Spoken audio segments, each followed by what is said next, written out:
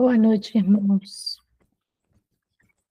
Hoje nós vamos continuar o nosso ano bíblico, dia 24 de agosto de 2026.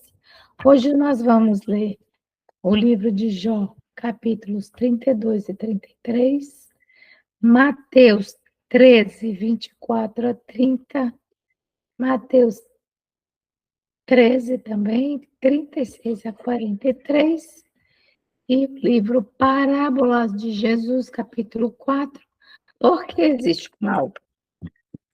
A irmã Áurea vai orar e vai começar a leitura. Vamos orar então. Soberano Deus e Pai que estás nos céus, gratidão por mais esse momento que temos o privilégio, Senhor, de juntos estarmos aqui unidos num único propósito, de estudarmos a Tua Palavra. Por favor, Senhor, abra, Senhor, o nosso entendimento para que possamos compreender as Escrituras, Senhor. Pai de amor e de misericórdia, é pela Tua graça que estamos aqui reunidos, Senhor, porque por nós mesmos não estaríamos, mas como o Senhor é um Pai de amor e misericordioso para conosco, estamos aqui para mais um dia de aprendizado da Tua Palavra. Fique conosco, que o Espírito Santo, Senhor, seja o nosso professor, o nosso guia durante essa leitura. É o que te pedimos e agradecemos, em nome de Jesus. Amém. Amém. Jó 32.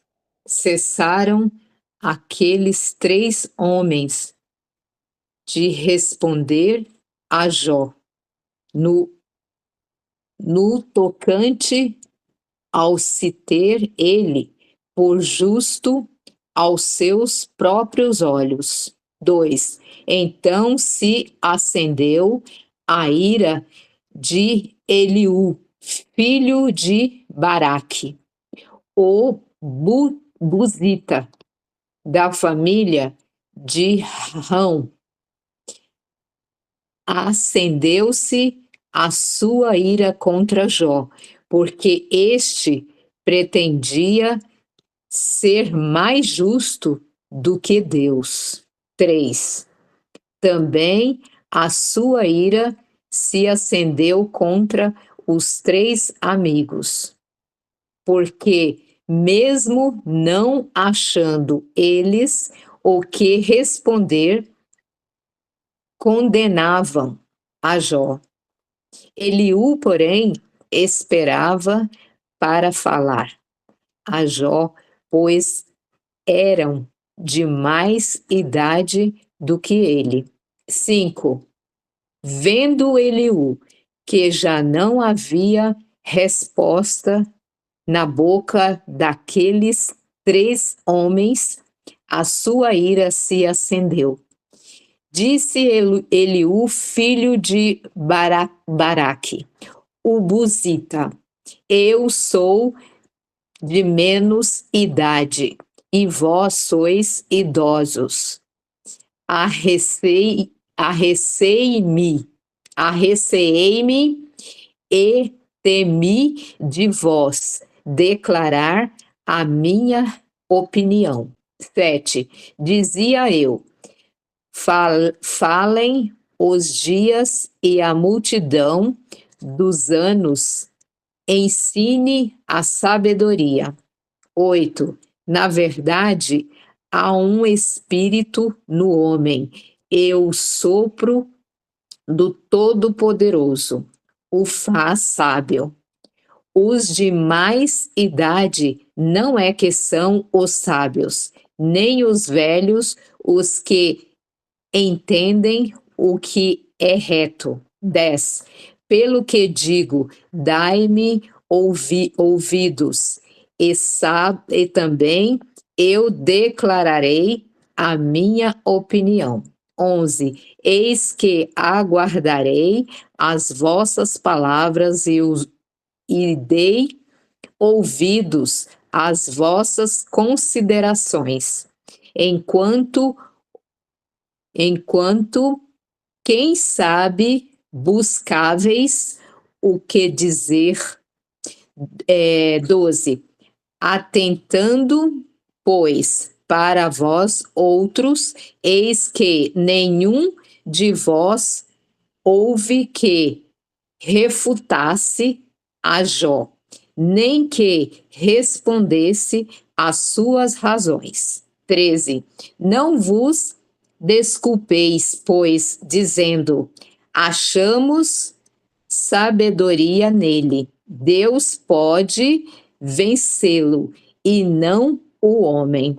14. Ora, ele não me dirigiu palavra alguma, nem eu lhe retorquirei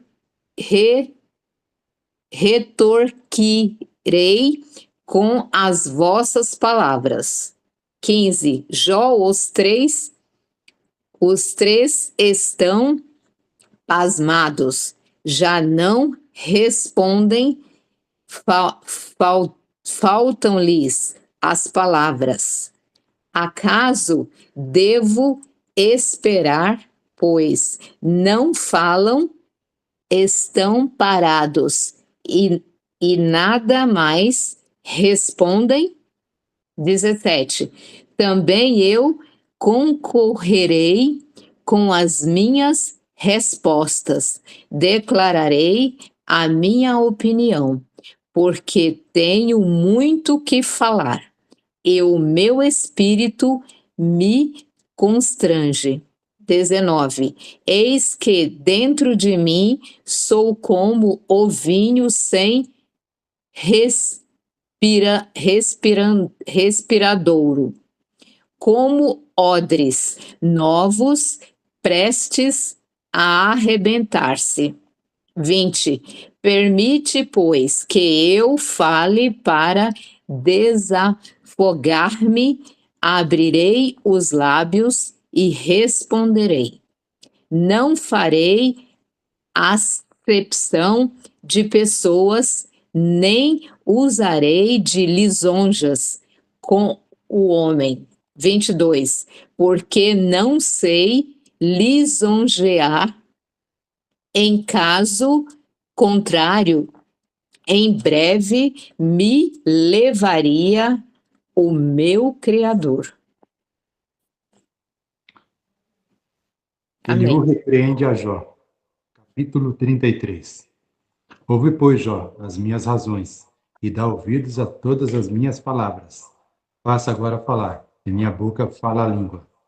As minhas razões provam a sinceridade do meu coração, e os meus lábios proferem o puro saber. O Espírito de Deus me fez, e o sopro do Todo-Poderoso me dá vida. 5. Se podes, contesta-me. Dispõe bem as tuas razões perante mim e apresenta-te. Eis que diante de Deus sou como tu és. Também eu sou formado do barro. Por isso não te inspiro terror, nem será pesada sobre ti a minha mão. Na verdade, falaste perante mim, e ouvi o som das tuas palavras. Estou limpo, sem transgressão.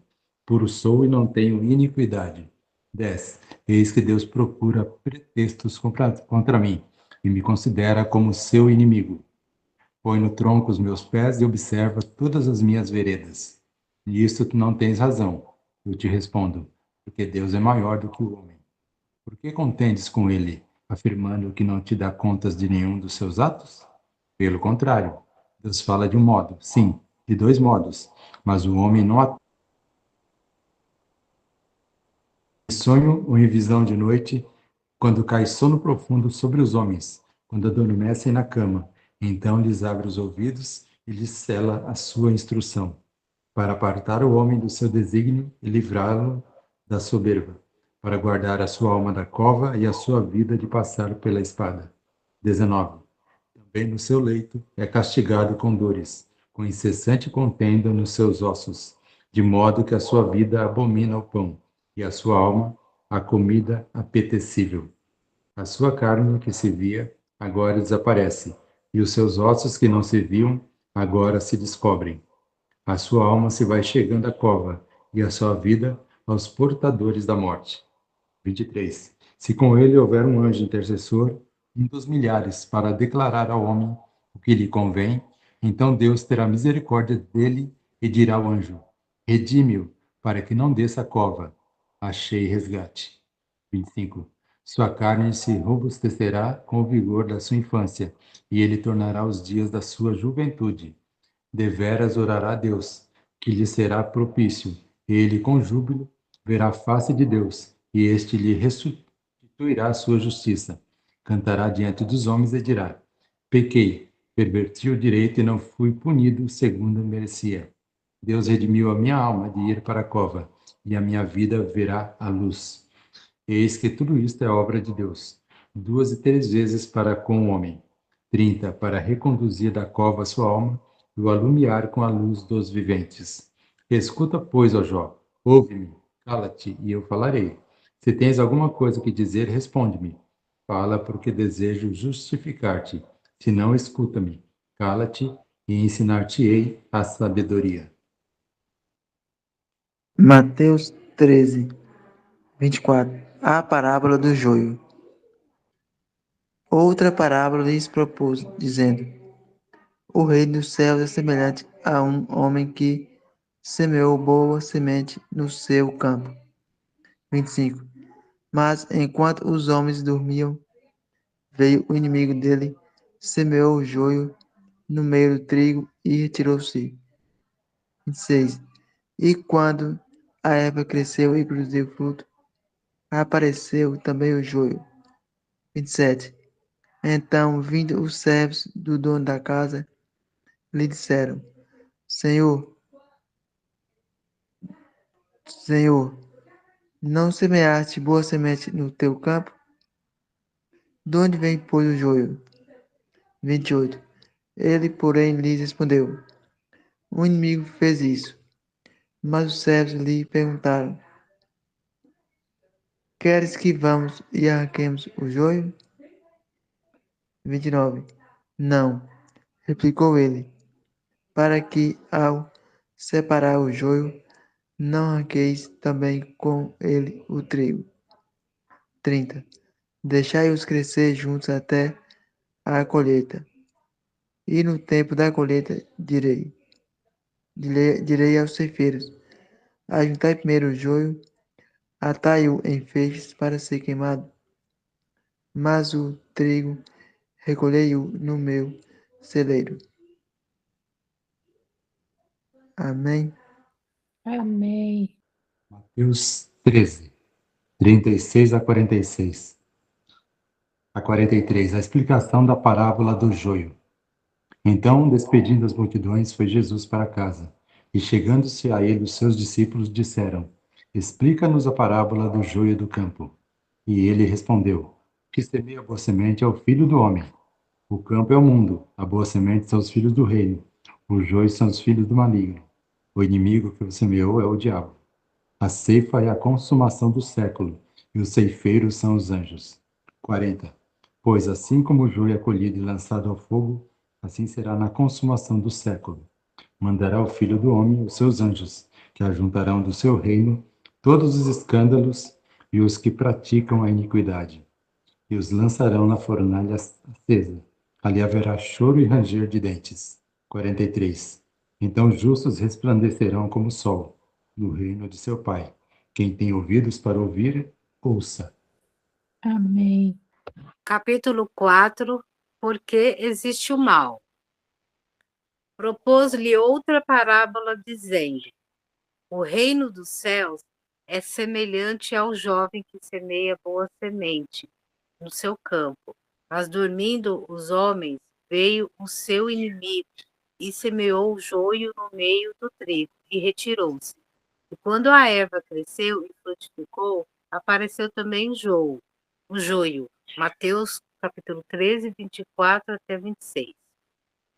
O campo, disse Cristo, é o mundo. Mateus capítulo 13, versículo 38. Precisamos, porém, entender isto como significativo da Igreja de Cristo no mundo. A parábola é uma descrição pertinente ao reino de Deus, sua obra pela salvação dos homens, e essa obra é executada pela Igreja. Em verdade, o Espírito Santo saiu a todo o mundo, opera no coração dos homens em toda parte, mas é na igreja que devemos crescer e amadurecer para o celeiro de Deus. O que semeia boa semente é o filho do homem. A boa semente são os filhos do reino, e o joio são os filhos do maligno. Mateus capítulo 13, 37 e 38. A boa semente representa aqueles que são nascidos da palavra de Deus, da verdade. O joio representa uma classe que é o fruto ou encarnação do erro, dos princípios falsos. O inimigo que o semeou é o diabo. Mateus capítulo 13, 39. Nem Deus, nem os anjos jamais semearam semente que produzisse joio. O joio é sempre lançado por Satanás, o inimigo de Deus e do homem. No Oriente, os homens vingavam-se muitas vezes do inimigo, espalhando sementes de qualquer erva daninha, muito semelhante ao trigo, em crescimento em seu campo recém-semeado. Crescendo com o trigo prejudicava a colheita e causava fadigas e prejuízos ao proprietário do campo. Assim, Satanás, induzido por sua inimizade a Cristo, espalha a má semente entre o bom trigo do reino. O fruto de sua semeadura atribui ele ao Filho de Deus, introduzindo na igreja aqueles que levam o nome de Deus, conquanto lhe neguem o caráter. Faz o maligno que Deus seja desonrado. A obra da salvação mal representada e almas postas em perigo. Dói aos servos de Cristo ver misturados na congregação crentes, falsos e verdadeiros. Anseio fazer alguma coisa para purificar a igreja. Como servos do pai de família estão dispostos a arrancar o joio. Mas Cristo lhes diz: não, para que ao colher o joio, não arranqueis também o trigo com ele. Deixai crescer ambos juntos, até a ceifa. Mateus 13, versículo 29 e 30. Cristo ensinou claramente que aqueles que perseveram em pecado declarado devem ser desligados da igreja, mas não nos confiou a tarefa de ajuizar sobre caracteres e motivos. Conhece demasiado bem nossa natureza para que nos delegasse esta obra. Se tentássemos desarraigar da igreja os que supomos serem falsos cristãos, certamente cometeríamos erro. Muitas vezes consideramos casos perdidos justamente aqueles que Cristo está atraindo assim. Se devêssemos proceder com essas pessoas segundo o nosso parecer imperfeito, extinguir-se-ia talvez sua última esperança. Muitos que se julgam cristãos serão finalmente achados em falta. Haverá muitos no céu, os quais seus vizinhos supunham que lá não entrariam. O homem julga segundo a aparência, mas Deus vê o coração. O joio e o trigo devem crescer juntos até a ceifa, e a colheita é o fim do tempo da graça. Há nas palavras do Salvador ainda outra lição, uma lição de maravilhosa longanimidade e eterno amor. Como o joio tem as raízes entrelaçadas com as do bom trigo, assim falsos irmãos podem estar na igreja, intimamente ligados com os discípulos verdadeiros. O verdadeiro caráter desses pretensos crentes não é plenamente manifesto. Caso fossem desligados da congregação, outros poderiam ser induzidos a tropeçar, os quais, se não fosse isto, permaneceriam firmes. A lição dessa parábola é ilustrada pelo proceder de Deus para com os homens e os anjos. Satanás é um enganador. Ao pecar ele no céu, nem mesmo os anjos fiéis reconheceram plenamente seu caráter. Esta é a razão por que Deus não o destruiu imediatamente. Se o tivesse feito, os santos anjos não teriam percebido o amor e a justiça de Deus. Uma só dúvida quanto à bondade de Deus teria sido como má semente, que produziria o amargo fruto do pecado e da desgraça. Por isso foi poupado o autor do mal, para desenvolver plenamente seu caráter. Durante longos séculos suportou a Deus a angústia de contemplar a obra do mal. Preferiu dar a infinita dádiva. Do Gólgota deixar alguém ser induzido pelas falsas representações do maligno, pois o joio não podia ser arrancado, sem o risco de desarraigar a preciosa semente. E não seremos tão clementes para com nossos semelhantes como o Senhor do céu e da terra o é para com Satanás? Pois haver na igreja membros indignos não tem o mundo o direito de duvidar da verdade do cristianismo, nem devem os cristãos desanimar por causa destes falsos irmãos. Como foi com a igreja primitiva? Como foi com a igreja primitiva? Ananias e Safira uniram seus discípulos. Simão Mago foi batizado. Demais, que abandonou a Paulo, era considerado crente. Judas Iscariotes foi um dos apóstolos. O Redentor não quer que perder uma única pessoa. Sua experiência com Judas é relatada para mostrar sua longanimidade com a corrompida natureza humana e nos ordena sermos pacientes com ele ou foi. Disse que até o fim do tempo haveria falsos irmãos na igreja, apesar da advertência de Cristo.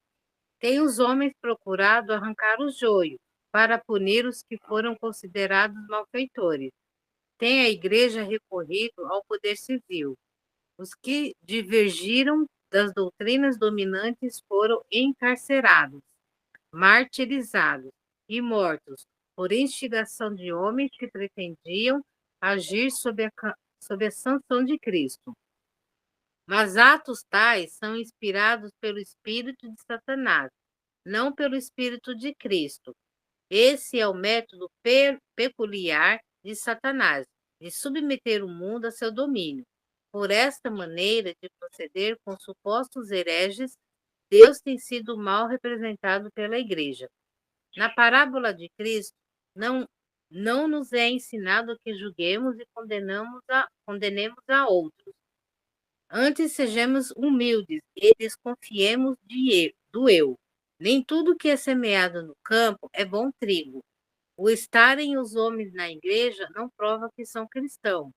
O joio era muito semelhante ao trigo, enquanto as hastes estavam verdes. Mas quando o campo estava branco como a ceifa, a erva inútil, nada se parecia com o trigo, que vergava ao peso das espigas cheias e maduras. Pecadores que pretendem ser piedosos confundem-se por algum tempo com os verdadeiros seguidores de Cristo, e a aparência de cristianismo tende a enganar muitos. Mas não haverá, na cega do mundo, semelhança entre os bons e os maus. Então serão manifestos aqueles que ligaram à igreja, mas não a Cristo.